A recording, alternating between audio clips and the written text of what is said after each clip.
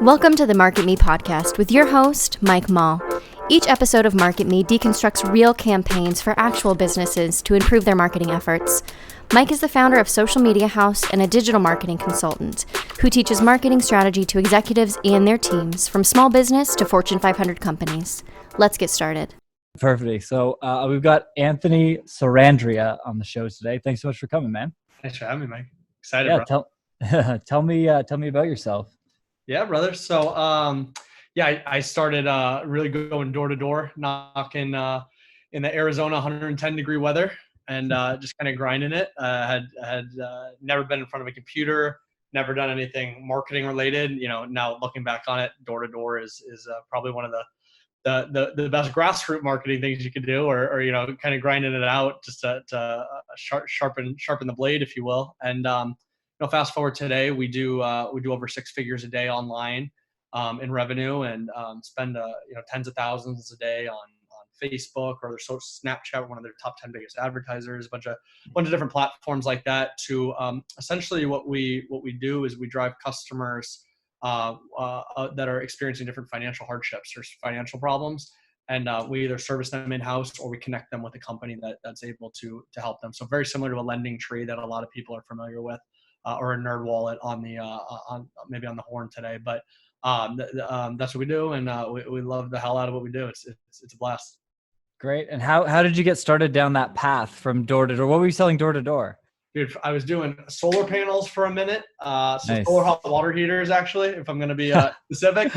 And National Home, what's it called? Is National Home something? Is that the company? No. There is like fucking hundreds of them, and they get rocked with reviews, and they change their name every year. So Right. it's but anyway, so was doing that, and then actually as I started learning the internet stuff, I was going door to door trying to sell my services, so my social media services, B2B. So it went from I've touched it all, B2C, getting solar hot water systems to actual business owners, getting through the secretary to the gatekeeper to whatever. Until I'm finally in front of a dentist or a lawyer, whoever's going to listen to me blabber my mouth about how I can help grow on the internet. He's probably like, why the hell are you knocking on my door if you're so good at the internet? But Yeah, that makes total sense. Yeah, that's how I cut my teeth as well, door to door, just knocking. Do you Google ads? Like, get the fuck out of here. Yeah, right. You're like, why the hell are you knocking on my door if you're good at Google ads? But funny in hindsight. But no, I mean, it's funny. It's the same principle. It's direct response marketing. It's marketing and branding yourself, even if it's in a little subplot of a office buildings or whatever. It's like, hey, watch out for that pesky guy coming through, or it's like, hey, listen to this guy. You know what I mean? So very similar principles to be able to grow online. Obviously, you can really take fire more digitally than you can where you're limited to where your little feet can stand up for 12 hours a day. But anyway, yeah, that's how I got started in it. And really it came from, I always tell the story. I saw a guy shooting hoops on a Tuesday during the day. He was just playing basketball, and I was like, I thought you had to work 9 to 5. I thought that's what everybody did. And I was like, I like to talk to people. I was like, dude, what the hell do you do? And he's like, I work on the internet. I was like, I don't know what the hell that means, but I'd like to be shooting hoops on a Tuesday. So really, like, I joke, like, my motivation was to shoot a basketball on a Tuesday is how I got into it. And, come to really learn the internet and the ways, and it's grown to what it is today. I'm very blessed. But yeah, it started with that, really, if you want to know the truth. Love it. And so how did you get into the business that you're in now? What was the kind of evolution to that? Yeah, great question. So did a bunch of things from first consulting, running an agency, then get involved in some JVs or some consulting on some higher level domain names that were driving some serious traffic. Started realizing like, oh shoot, I'm actually good at this stuff. But I had my hand in a lot of different pots. So I owned and flipped websites, and it was all different industries and different places. And then maybe about 4 or 5 years ago, I said, I want to do something long term. I want to do something that actually makes a massive difference. So I think for a lot of people on the podcast, I think hopefully everybody realizes this, but you hit a point where monetarily it's not exciting anymore. Not that you don't want something cooler, bigger, better, but it truly like didn't have that same spark as like I remember I wanted to make 6 figures, and then I made 6 figures, and I was like sitting on my like. None of my friends were there. I didn't have anything to do. So I was like, oh shit, I'll hire, but like, I think you just keep leveling up. And, short answer, I sat back and I said, what I'm big into fitness. I said, I really want to help people lose weight or, change their lifestyles. And I realized a lot of them didn't have the money to do that. They didn't have the ability to do so. The want could have been there, but they got to work 2 jobs to pay their rent or pay off credit card bills or whatever it is. So they have to stop at Jack in the Box on the way home, and they don't have an hour to go to the gym because they want to see their kids in between their shifts. So I started just kind of, pulling away layers of the onion and realizing a lot of problems boil down to someone's finances and their financial issues. So I said, that's something I can really get behind and a passion of mine to really try and help move people in the right direction. So from there, it's just started looking at things like, is it an outdated industry? Is it a growing market? Is it recession proof? Like all these things all started checking the box for me when I was going through, and I was like, you know what, I'm going to help people fix their financial issues and their financial problems. So really it started with kind of asking those questions of what's going to excite me long-term. And then it kind of grew into like, okay, logically what makes sense. But I really think it, at least for me, and I think hopefully for a lot of people here, it started with that. What the hell is going to get me out of bed for the next 30, 40, 50 years versus these quick hits of, I felt like I was doing little hits of crack over and over again versus like, what's the sustainable excitement? And, here we are 4 or 5 years later in the exact same spaces. And I'm jazzed as ever, where I used to lose motivation a month in, a year in, a couple months in, week in, so it's been really exciting. Got it. And so walk me through a little bit about how the business actually functions. Like, did you need to get any like certifications from a financial standpoint? Are you a lender? Like, how does it, like, what's the? No. So it started, and very much today it's attracting customers. So we're very much a marketing company, first and foremost. And it's important to realize that we need to understand the back end too. So we're not I'm sure anyone who's worked in customer service or anything like that, they're like, those fucking sales guys just jam sales down your throat and then they're the ones picking it up. But right. So that it's really interesting to understand the LTV or lifetime of a client. But really the model is to pinpoint an exact customer for someone who might be struggling with their mortgage payments. And we're saying, hey, you know what? We want to help someone learn how they can refinance on their home. So getting down to that exact person, down to that time in their life of right now, they're struggling, to talking to them psychologically, not just, hey, refinancing your home, you get money back. It's like, have you been longing to go to Hawaii with your kids? Or have you been thinking about getting a divorce because your finances are so bad? Are you hiding this from your wife? Like that like deep-rooted psychological, where they're like, they might not even know what the hell I'm talking about. They might even know they're going to talk to someone about mortgage refinance, but they know they don't want to hide, financial issues from their wife anymore, and they own a home. And they have the right credit score, whatever it is. So, and then from there, it's moving them to actually someone who can help them through their journey. If it's not us, if it's not, our call center or somebody taking those calls, it's a partner of ours that we know is going to be able to actually follow through on the service and carry it out. Awesome. Yep. That makes sense. What's been the thing that's been your biggest growth engine so far? Like, has it been calling? Has it been ads? Has it been? Yeah, definitely. Great question. Yeah, definitely. Online paid media is the has been the fire to our fuel. To our fire and gasoline on it. And I think organic is the most addicting because it's long term and it's free by nature, or it feels Right. like it's gonna working in the background or all the time. So that's the most addicting. But if you ask the biggest growth, or we tend to reinvest money we make on paid media, which is the growth, into something more long term, which might be like an organic strategy or an SEO or organic content being posted or whatever that is. So or some more traditional advertising at TV or direct mail or something like that. But yeah, it's been paid media very heavily skewed towards social and other types of paid media. Yeah. Got it. Have you ever heard of a product called ClickSees? I have not. No. Check it out. It's I use it for all of our pretty much every account that we run. It's super reasonably priced. And what it does is a layer that sits on top of the website that detects bot clicks or competitor clicks or like bullshit like that. And what it does is it calculates it automatically. And then every other month it submits that, like the consolidation to Google and or Facebook. I love that. And it's like, hey, we want this money back because this is bullshit. And it's almost like 80% of what gets submitted comes back. So we get about 20% of our ad spend across the board back. Dude, great plug. Thank you for that. Very helpful. Thank you. I came across them a couple of years ago. I didn't even engage with the company. I called the 3 people that they use as testimonials on their website, and I was like, is this like legit? And they're like, it's pretty good. And there's like no commitment. It was like $75 a month. And the sales guy was like, if you're spending $1,000 a month and you're getting 200 back, then we're negligible. I'm like, sure, of course. Good point. So yeah. No, I appreciate that 100%, dude. Yeah, it's a great little tool. And so would you say mostly Facebook? Is that?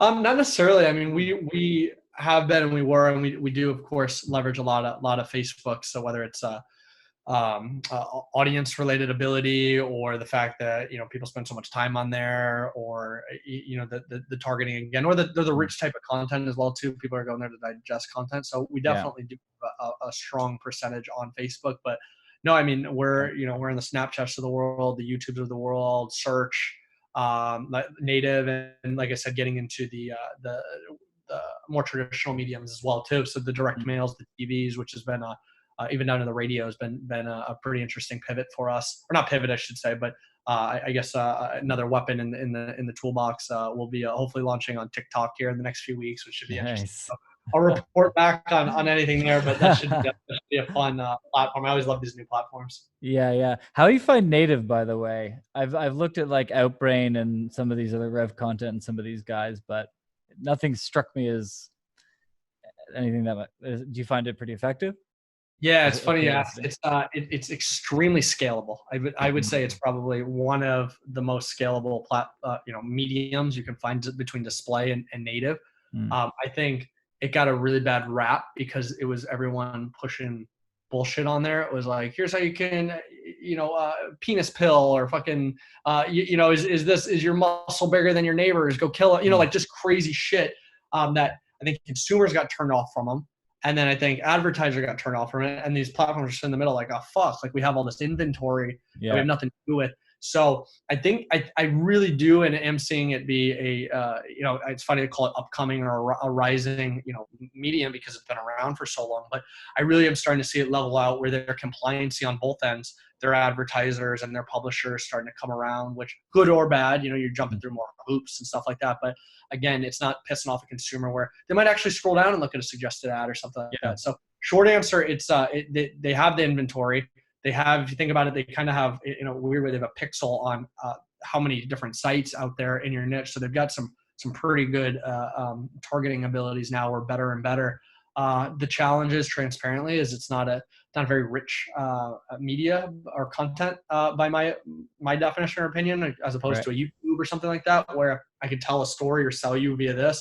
It's like, it does have to be an engaging ad of me, like flipping you off and it blurred out, like that probably wouldn't get approved, but you know what I'm saying? Like, so, but no, it's a great platform for brands and for people and for marketing agencies to tap into, because once you figure it out and you get it to click, it is highly scalable, which is I think everybody should be looking at that first when you're getting onto a platform, not just is it, can I make the most money fast? It's long-term.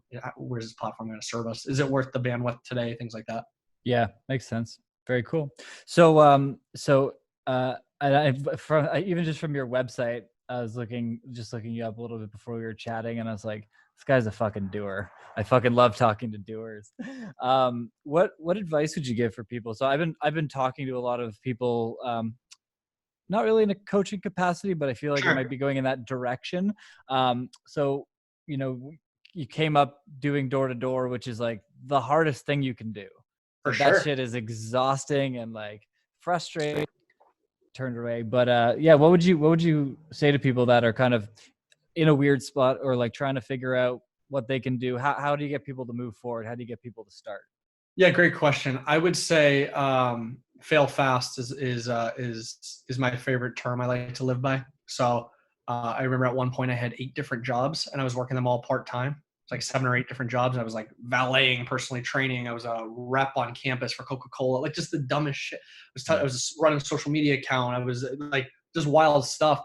And my job was to cross off as many things as I circle. So I think it gets overwhelming when you're like, what should I do? Like, what am I going to circle that I'm going to hang my hat on and tell people at a cocktail party? Like, I got obsessed with this idea that it was equally, if not better, to X off things, to be like, I don't want to do that. I don't want to do this.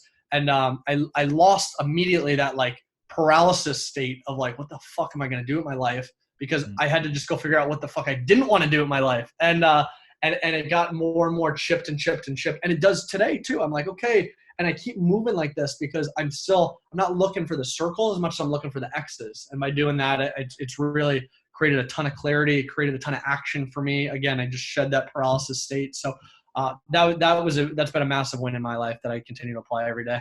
Yeah, no, I agree with that. It's really easy to figure out what you don't like, because as soon as you start doing it, you're like, oh, I don't like this.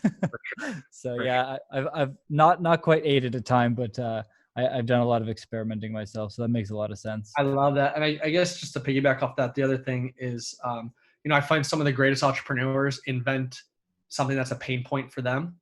So what I mean by that is again, it's easy to say this, but what excites you? Like, it's not like, it's funny. Growing up, I was like, I'm gonna be a lawyer. I'm gonna be a lawyer. And then in college, I remember I read a Tim Ferriss article that was like the 11 reasons not to be a lawyer. And I was like, holy shit, I do not want to be a lawyer. But like, you get caught up in these, like the world telling you like, you're going to make a ton of money being a doctor or a lawyer or a tech guy or an internet guy or a Bitcoin guy or whatever it is. And chasing money or chasing what's going to make you successful or deemed good by societal standards, I think you're going to lose, because by the time everybody says you should do it, it's already a dying breed. I think it's already a dying space to be in. Whereas, you take a Kevin Hart, comedian is, it's literally a term. You're a starving artist or a starving comedian. He's a multi-millionaire because he approached what he loved and he just went deep with it and he just worked. I guarantee you, I'd bet my life, Kevin Hart was making $10 an hour, he would still be a comedian today. Just like for myself, if I was everything I'm doing today, you told me I was going to make $10 an hour, I'd still be doing the same shit every single day. And I think once you like shed all the other noise around you, it becomes like, what do I like spending my day with? Like, just like you got on here, you're like, when you say hour 12, like, brother, it's hour 12 for me too. I went to bed at 3, I woke up at 7, and I'm going to keep going until fucking 2 a.m. today too. And I got so much fucking energy on 4 hours of sleep, so, but it's because I love what I do. So it really is. I think that's a massive lesson, especially people listening to your podcast. Like, I got to be an internet superstar. I got to be this. I got to be like Mike. I got to be here. It's like, no, dude, you got to be what's going to make you happy. And that's where you'll be the richest, whether it's monetarily, whether it's satisfaction, life, like, every day waking up excited. So it's kind of it's more of a high level, obviously, like kind of hippie-ish kind of thing. Like, do what you love. But like, truly, when you get down to it, like the people who did what they love are the ones that are making the most money, if that's what you're after, are the happiest, if that's what you're after, or making the most impact, if that's what you're after. Because like you said, you wouldn't, dude, if you didn't like what you were doing, you wouldn't work 12 hours today. I'm sorry. Or you wouldn't be doing it for another year, another 5 years. You give up. You go into something else because it's not sustainable. Yep, absolutely. So tell me a little bit about the other things you do. I was seeing on your website, you do a little bit of speaking, that kind of stuff. Yeah, so a couple years back, I helped start a program at Arizona State University, where I went to school, ASU. And it's essentially a mentor program for students, so college students or faculty or staff of the university, and matches them with entrepreneurs locally or wherever they are, to help navigate, go from idea to validation to mass market.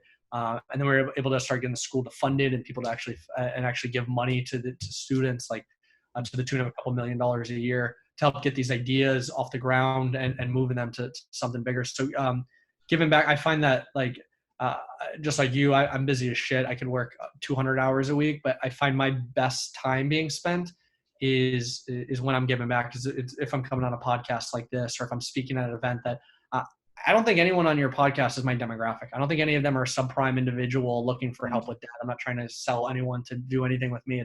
It truly is like the people I used to listen to learn this stuff. I'm blessed to know what I know now, and I hope to give it, be able to give it back. So that's been more and more over the last few years, more of a focus of mine, and I'm sure it'll continue to grow. It's just like, how can I amplify my impact or my ability to help people grow further, or be able to do more powerful, impactful things in the world that I could never do within my 24 hours. So that's something I've really been just excited by. It excites me. It keeps me grounded.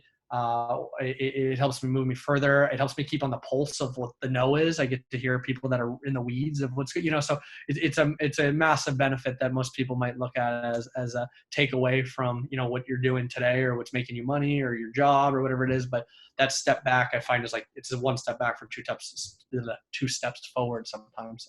Not, and most of the time, actually. Got it. And you said, so this is a program that's your actual program, or you're involved in it, or? Yeah, I helped start it going back years ago, and have been involved with it. We're now up to 50 mentors, I want to say, across almost 200 students, which is great. It's a great ratio for the students, for the teams, and things like that. And I love it. So I'm a big fan of the work we're doing over there and the people involved. Yeah, I find I wish there was more of that, because I find, me as a small team, we're small by design. I like to travel around and do whatever I want, and that's kind of the lifestyle piece for me. But, every time I talk to someone who's just finishing up school or just graduated, I find it so hard to bring them on, because it just lack of exposure to real world, whether it's interning or kind of what you're talking about. It's just so much, it's so valuable. And it just doesn't really exist in the way that it should. Yeah, it's you bring up a good point. It's like I hang out with, I joke, I hang out with older people all day long. I hang out with people that are 60, 70, like, for wisdom and other things. And they're just a lot of my friends that run, good sized businesses and stuff. And the tune is all with them. They're like, fuck millennials suck to hire, all this stuff. And like, I'm getting up there in age, so I'm not the youngest anymore in there, but like, going back a few years ago, like, they were like, dude, how do you hire? And, I find a lot of millennials, to your point. For me growing up, it was, I don't know if I can make six figures. Like, there was like a ceiling, the hard work was there, but the ceiling was there. Where now, flip forward, I see like my baby brother's, actually not baby, he's 19, and he doesn't have a ceiling because of Instagram, because of this. He sees, but the problem is, he sees, when he scrolls down, he sees Lamborghini, Ferrari, mansion. So the ceiling's there. He goes, I know I could do that, but then I'm not. And he doesn't have the work because it seems so easy. It's like, I saw this guy yesterday at Chipotle, and then now he's posting about a Lamborghini. Meanwhile, he probably fucking rented it, or who knows what the hell he did. But point being is, like, the hard work and ethic, I'm finding it isn't there. So it isn't there as much where the ceiling is. So it creates, it creates an interesting, different problem where, for, your generation, maybe my generation, it might've been more like, no, you can do this. Look at this. Where here it's more like, you got to bust your ass, to your point. So a lot of it for us has been like talking the same way to them, which is, vision, the change they're making, getting them excited to what they're doing. So you're kind of accidentally getting them to work hard. Like, I accidentally tricked myself to working hard because I enjoy what I'm doing. Whereas like our parents or people we know, like, they're like, nope, I signed up to be an accountant. I'm going to work 60 hours so that I can make a 401k pension and so that I can be loyal to the company. Like, that's not our generation's motivation anymore. The motivation is like, make a difference in the world. So you got to trick them into, I think it's like putting the peanut butter on the dog pill on their, take the pill. Yeah, exactly. Yeah. Well, it's funny because, like, even in my early 20s, the internet wasn't, it was mature enough that you could be like, oh, I could make money here, but not like it developed the 4 and 5 years after that. And you're just like, sure, holy shit, this is a thing that you could like really do anything you want with. And so yeah, I'm glad I wasn't 5 to 7 years older, because I feel like that the people that are in their like early 40s, even there's just that gap of use of technology and ease and feelings towards it. Now that's a little bit generalized, but I think for the most part, my stepsisters and that, who are 4 and 5 years older, they hate computers. I'm like, how do you hate computers? It doesn't make sense. Yeah. It's funny. Cool. So, I don't know. What's the next direction? Where's the business going? Is it like you've got a good trajectory? Are you trying to grow the shit out of it? What are you doing?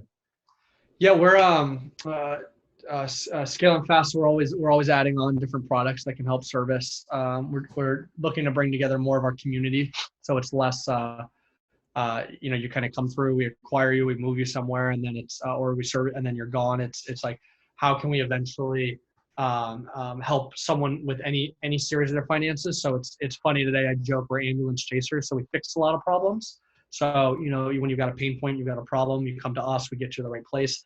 In a perfect world, over the next, 3, 5, 10 years will be on the front end education of that. So it'll be how can we stop you before you've made these mistakes, or you've had these problems in your financial life, and help financial literacy. And you're not an 18, you're I guess 21-year-old at Coachella getting a free vodka soda for a credit card, or I remember my brother walked on college campus and he thought he was swiping a debit card and it was a credit card. Meanwhile, like $6,000 in credit card debt, right? Overnight, I had no idea to pay it back. Yeah. Or my little brother signing up for one at like department store thinking it was like a loyalty card, take out student loans and one click of the button and the list goes on and on. So really what's next for us is to continue to help those that are in need, but it's also, if we can get in front of it, that's what I know will start making a noticeable, massive change in trends, $1 trillion trends across consumer finances. Love that. Yeah. There's a guy, Mike, I can't remember his last name. He was on the podcast maybe like 2 months ago. He has a show called Ask the Advisor. And nice. Yeah, he's a super interesting guy. And he has so it's YouTube, and I think they've made an entire website out of it. That's like, here's, they do like wealth management, but he's like, well, I feel like what's missing is the average person having any level of understanding about how money works, about how wealth, about how savings, they just don't know. And so, yeah, he's made it his mission. I'd check out his content. It's like probably in line with something that you guys would be doing. I love it, man. That's awesome. Beautiful. Cool. Yeah, I think that's about it, man. We came across each other. You popped onto the website, seemed like a cool dude, so I wanted to chop it up. How can people find you? Yeah, just my Instagram's best. If you have any questions, feel free to shoot me a message there. You can also, my name's on my website, just Google it. And feel free, like I said, anyone listening, if you have any questions or anything I can help with, just shoot me a message. But other than that, bro, I had a blast. Great chatting with you. Love it. Sounds good. Well, I'll link up all the details in the show notes, and thanks so much. Badass, brother. Thanks. All right.